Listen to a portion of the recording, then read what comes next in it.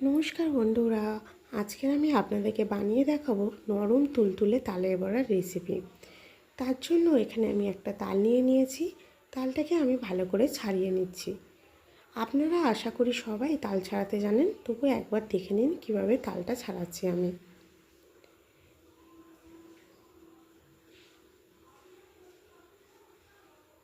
এইভাবে এক একটা করে তালের খোসা টেনে ছাড়িয়ে নেব। কাল জন্মাষ্টমীর পূজা, প্রায় প্রত্যেক ঘরে ঘরেই তালের বড়া হয়ে থাকে। আপনারা এইভাবে একবার ট্রাই করে দেখুন, আশা করছি বড়াটা নরম তুলতুলে হবে। আমি তালের খোসাগুলো ভালো করে ছাড়িয়ে নিয়েছি। নিয়ে এখানে তালের ভিতরে একটু কালো কালো ভাব ছিল, সেগুলো তুলে নিচ্ছি। তালটাকে আমি একটু সামান্য সামান্য জল দিয়ে ভালো করে বেশ কিছুক্ষণ মেখে নেব, যাতে তালটা ছানার সময় ভালোভাবে নুতগুলো বের হয়ে যায়। এইভাবে বেশ কিছুক্ষণ মাখিয়ে নেওয়ার পর এবারে আমি একটা পাত্রের মধ্যে ভেজাতে দেবো 200 গ্রাম পরিমাণের সুজি।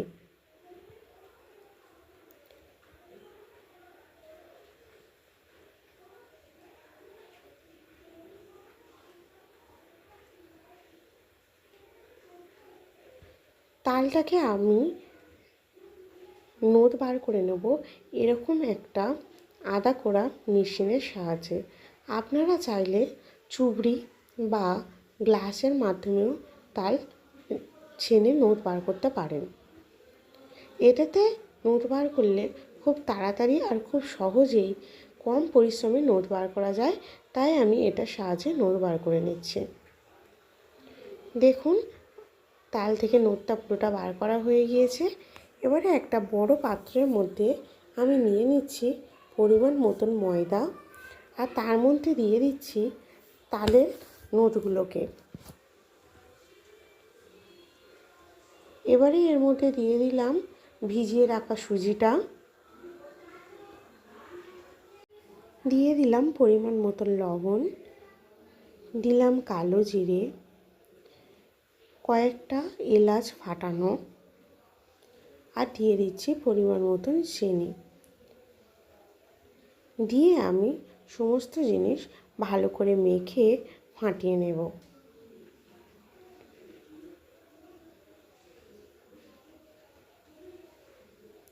এটা ভালো করে যত মাখানো হবে এবং ফাটানো হবে, তত ভালো তালের বড়াটা ফুলবে আর নরম হবে।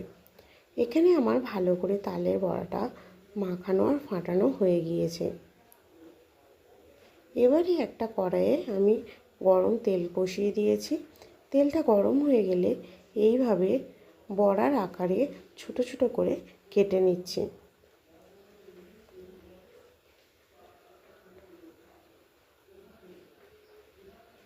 দেখুন, বড়াগুলো ভালো করে ভাজা হয়ে গিয়েছে এবং কি সুন্দর ফুলে উঠেছে।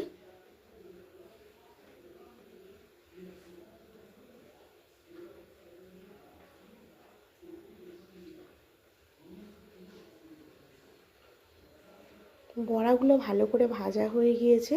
এবারে তুলে নিচ্ছি একটি পাত্রের মধ্যে। এইভাবে ভেজে নেব বাকি বড়াগুলো।